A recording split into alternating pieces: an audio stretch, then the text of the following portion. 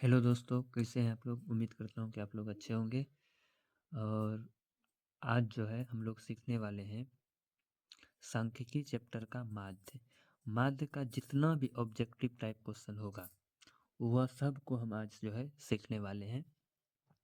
और कौन कौन से टाइप इनका ऑब्जेक्टिव आता है वो सब एक ही वीडियो में आज हम लोग सीखने वाले हैं, ठीक है। तो चलिए आज हम लोग चालू करते हैं। तो माध्य का जो फॉर्मूला होता है वो होता है माध्य बराबर क्या होता है? माध्य बराबर होता है कुल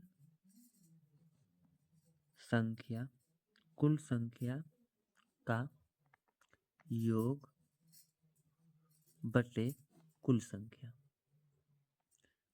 कुल संख्या, इसको ध्यान में रखना है। कुल संख्या का योग बटे कुल संख्या, ठीक है। माध्य बराबर क्या होता है? कुल संख्या का योग बटे कुल संख्या। इतना बात अगर आप याद कर लेते हैं तो ऑब्जेक्टिव प्रश्न जो है आपका एक भी नहीं छूटेगा माध्य से।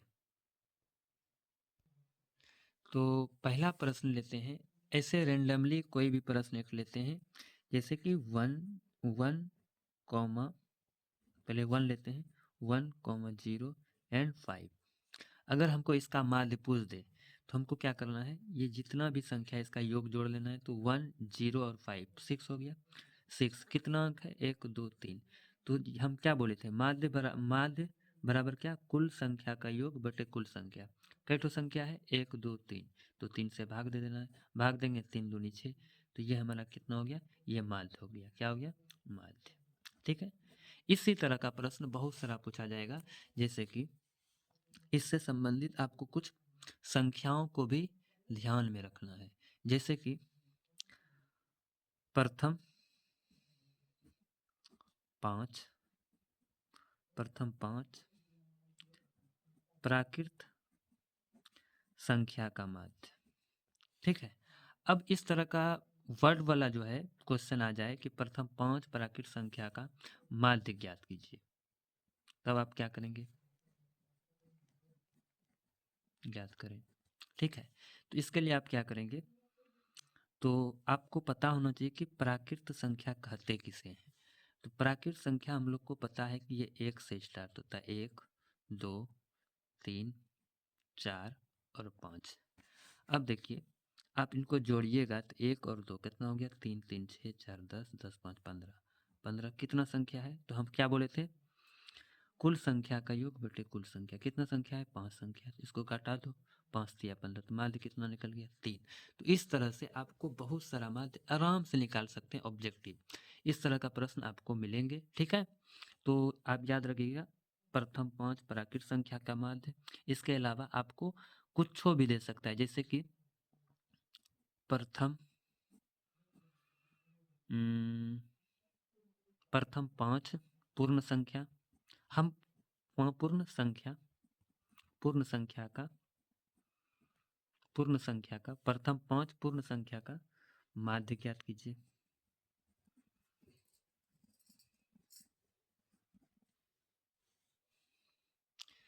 तो आप ज्ञात करें, प्रथम 5 पूर्ण संख्या का माध्य ज्ञात करें, ठीक है। तो जैसे कि पूर्ण संख्या बोला तो हमको पता होना चाहिए कि पूर्ण संख्या जो है वो 0 से स्टार्ट होता है। 1, 0, 1, 2, 3 और 4। आपको देखना पड़ेगा कि 1, 2, 3, 4, 5, 5 संख्या हो गया है, ठीक है। तो इसका माध्य क्या होगा? 1, 2, 3, 3, 6, 6, 4, 10। 10 बटे 5 करेंगे तो काटेंगे तो कितना आएगा? 2, ठीक है। उसी प्रकार से फिर आपको कोई प्रश्न ये बोल दे कि प्रथम 5 प्रथम 5 सम संख्या का सम सम संख्या का माध्य ज्ञात करें। आपको दिख नहीं रहा होगा, इसके लिए हम थोड़ा सा हम आपको दिखा दें कि प्रथम माध्य ज्ञात करें, ठीक है। आप लिख लीजिएगा, ज्ञात करें, ठीक। इसके बाद जो है, जैसे आपको ये बात को समझना होगा कि सम संख्या बोला है, हमको पता होना चाहिए कि सम संख्या किसे कहते हैं। जैसे 2, 4, 6, 8 और 10। तो प्रथम 5 बोला है तो 2 4 6 8 10 हो गया सम। तो इसका जोड़ना है इसको सबको, 2 4 6 6 दूनी 12 12 और 8 20 20 10 30। 30 कई ठो संख्या है सर? 5 है, 5 6 के 30, तो माध्य कितना हो गया? 6। इसी प्रकार से आपको क्वेश्चन पूछा जाएगा कि जाकर के जो है प्रथम 5 5 5 विषम संख्या पूछा जाए, विषम संख्या का माध्य ज्ञात करें। तब तो आपको ये भी ज्ञात करें, ठीक है। हम आपको पूरा क्वेश्चन दिखा देते हैं, माध्य ज्ञात करें, ठीक है। तो इस जैसे ही आपको कहेगा कि प्रथम 5 विषम संख्या का माध्य ज्ञात करने के लिए, तो आपको ये बात समझना पड़ेगा कि सर विषम संख्या कहते किसे हैं। तो आपको ये समझना पड़ेगा 1 3 5 और 7 और 9, ये पांचों के पांचों संख्या जो है विषम संख्या है। और ये बोला है प्रथम 5 लेना है, तो हम शुरू से 5 लेना है, समझ गए ना? शुरू से, प्रथम से स्टार्ट जहाँ से होता है, ठीक है, विषम संख्या। तो अब इस पांचों का योग कर लीजिए। तो 1 3 4 4 5 9 9 और 7 16 16 और 9 25 बटे क्या संख्या है? 5, काटो 5 25। तो इसका माध्य कितना निकल गया? 5, ठीक है। इसके अलावे आपको जो है वर्ड वाला जो प्रॉब्लम है वो उसमें जाकर के जो है आपको कहेगा सम। अब तो ये हो गया।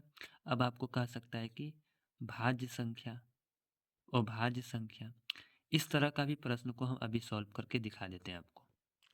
इसी प्रकार से आपको प्रश्न कह सकता है कि प्रथम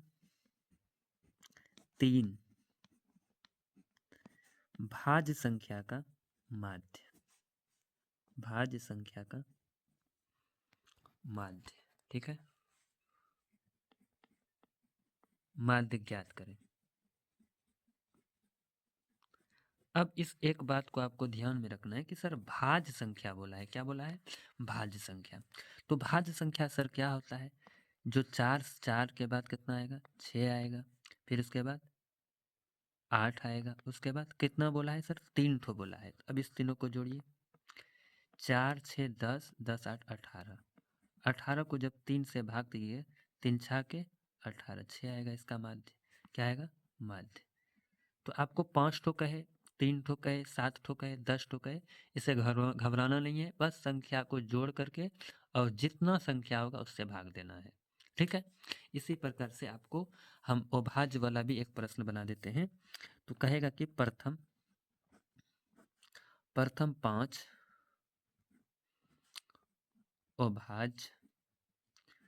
अभाज्य संख्या का माध्य ज्ञात करें। उसी तरह करना है। 5 ठो अभाज्य संख्या, सबसे इम्पोर्टेंट बात इसमें ये है कि सर अभाज्य वाला संख्या लेना है।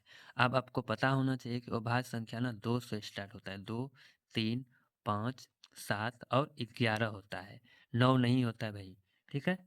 इसके अलावा तो इसको जोड़ लीजिए, 2 3 5 5 5 10 7 17 17 और 11 कितना होता है? 17 और 11 28, कितना? 28। कितना भाग 5 से भाग करेंगे? 5 25, 5 और 3 बचा, 3 में 0 लगा दीजिए, 30 हो जाएगा, 5 6 के 30, तो 5.6 हो गया। कितना हो गया? 5.6 इसका आंसर, ठीक। फिर कुछ इस प्रकार के प्रश्न मिल सकते हैं आपको कि 5 के प्रथम 7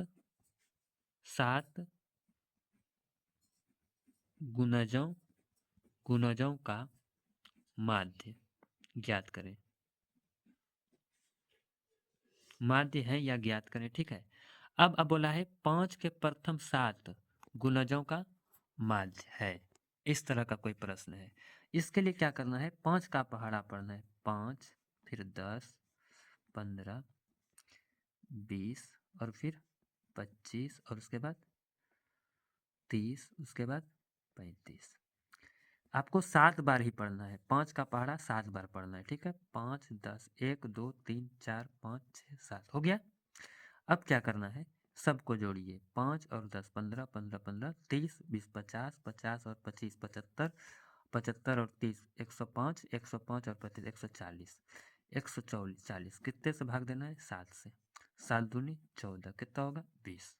ठीक है, तो इसका मतलब माध्य कितना हो गया? माध्य हो गया कितना? 20। तो इस तरह का भी कुछ प्रश्न आएंगे, आप देख लीजिए। कुछ प्रश्न आपको इस तरह का भी मिल सकता है, जैसे कि मैं एक प्रश्न लिख रहा हूँ, प्रथम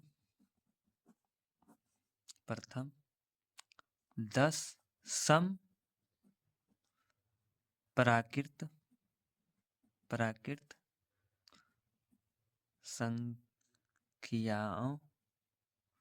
संख्याओं का माध्य।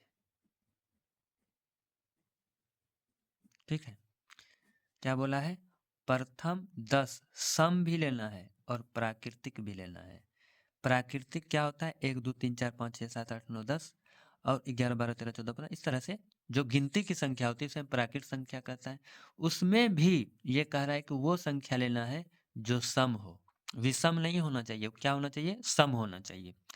तो प्राकृत संख्या में सम कौन सा होगा? 2 और उसके बाद 4 6 8 10 12 14 16 और 18 और 20।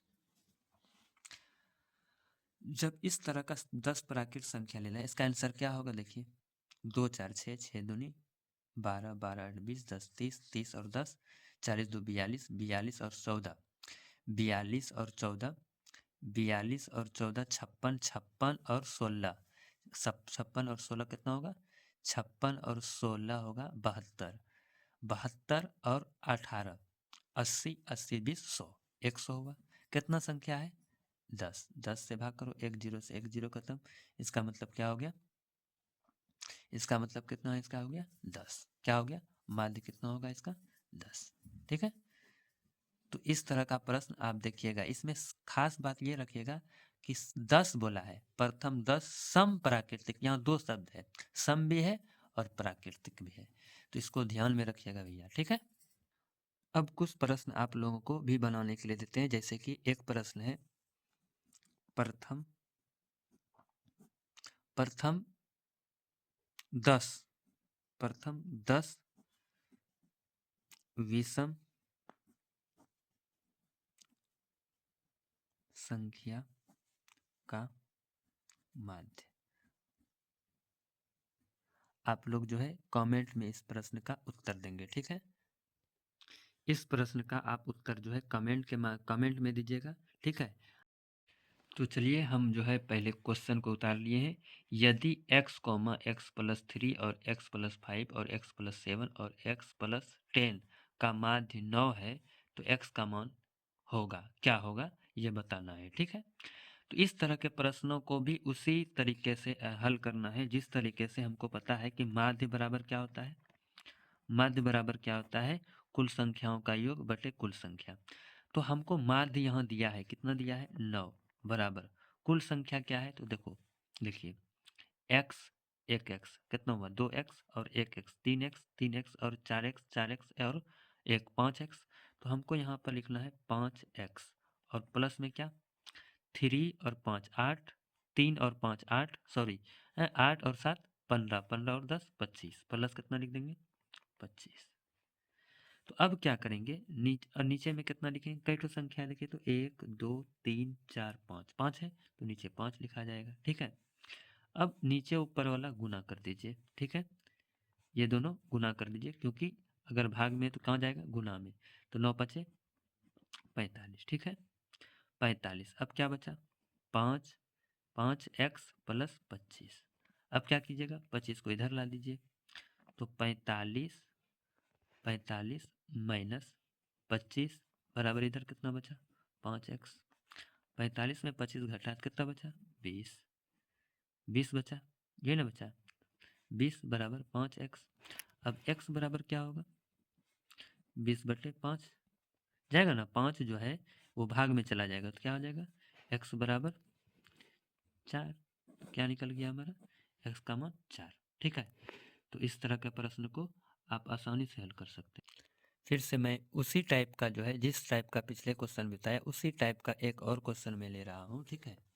आप लोग क्या कीजिएगा, इनको बनाइएगा कि इसमें देखिए तो माध्य बराबर दिया है 18, कितना दिया है 18, तो हमको पता है 18 बराबर फिर क्या हो जाएगा, तो आपको क्या करना है, पहले x और 2x, 3x और 4x कितना होगा, x 3 और 4, 4 3 7x, 7 5 12x कितना हो जाएगा 12x, और प्लस में 2 3 5 5 5 10 2 12 कितना हो जाएगा 12, और नीचे में कई संख्या 1 2 3 4, चार ही संख्या है तो 4 से भाग दे दीजिए। अब 18 18 36 18 54 28 72 हो जाएगा, कितना हो जाएगा 72 बराबर 12x प्लस 12।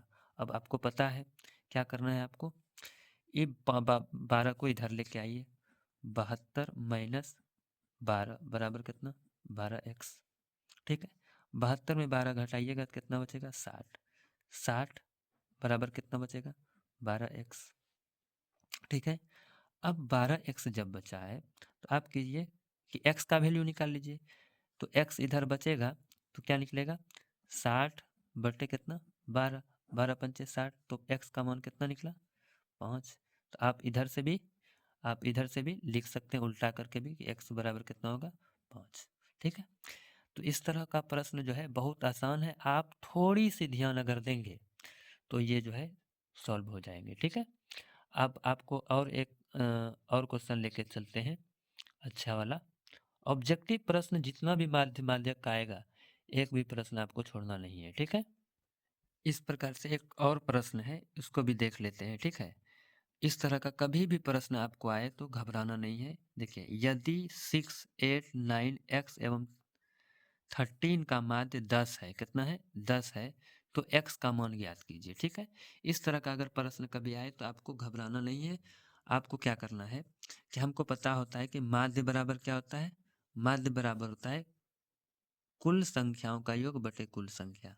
तो आपको क्या करना है, माध्य बराबर कुल संख्याओं का योग होता है, तो आप जोड़ लीजिए 6 8 कितना हो गया 6 8 को जोड़ लीजिए, ठीक है। 14 और 9 21 23 हो जाएगा, सॉरी है। तो 6 और 8 8 6 14 14 और 9 23 23 और 13 कितना होगा 36, कितना 36, 36 और प्लस में क्या हो जाएगा x हो जाएगा। और उसके बाद कई ठो संख्या है 1 2 3 4 5, 5 से भाग दे दीजिए। माध्य कितना है देख लीजिए 10 है, 10। अब इस दोनों को गुना कर दिए 50 हो गया, 50 बराबर कितना बचा इधर 36 और प्लस x, इस 36 को इधर लाइए तो 50 माइनस 36 बराबर x, तो 50 में 36 घट गया 14 हो गया बराबर x। तो इस तरह का प्रश्न आंसर हो गया सर इसका 14, क्या हो गया 14, ठीक है। आप लोग जो है इसी तरह एक और प्रश्न लेते हैं आपके सामने। तो एक प्रश्न और ले लिए हैं, ठीक है। यदि 4 5 9 और 11 और x का मान 7 है तो x का मान होगा, ठीक है, मान है, ठीक है, क्वेश्चन मार्क दे दिए, ठीक है। आप क्या कीजिएगा, इनको जो है हम पहले ही बताएं कि माध्य बराबर क्या होता था कुल संख्याओं का योग बटे कुल संख्या। तो पहले सबको संख्या को जोड़ लेना है, 4 5 9 9 दूनी 18, 18 और 11 29 हो गया, कितना हो गया 29, और प्लस में क्या लिखोगे 21। नीचे में कई ठो संख्या है 5, 1 2 3 4 5, ठीक है, 5 संख्या हो गया। अब तो आपको ये देखना है कि माध्य कितना दिया है 7। अब इस दोनों को गुना कर दीजिए, 5 सते 35 कितना हो गया 35, और बराबर में इधर कितना 29 प्लस x, यही ना। अब देखिए इस 29 को इधर लाइए, 35 माइनस 29 क्यों इधर लाए, तो इस बात को समझना है कि जब हम प्लस की तरफ से लाते हैं तो ये चिन्ह बदल जाता है, यहाँ इसके आगे में क्या है प्लस है, तो इधर जब आएगा तो क्या होगा माइनस, तो बराबर में क्या बचा x। तो अब 35 में 29 घट गया तो कितना बचा 6 बराबर x, तो x बराबर कितना निकल गया 6, ठीक है। इस बात को समझना है कि x बराबर कितना निकला 6, ठीक है। अभी जो है और भी प्रश्न है, आज जो है यहीं तक रहने देते हैं। अगर आप लोगों को वीडियो अच्छा लगे तो आप कमेंट जरूर कीजिएगा, और चैनल को सब्सक्राइब भी कीजिएगा, ठीक है। धन्यवाद, थैंक यू।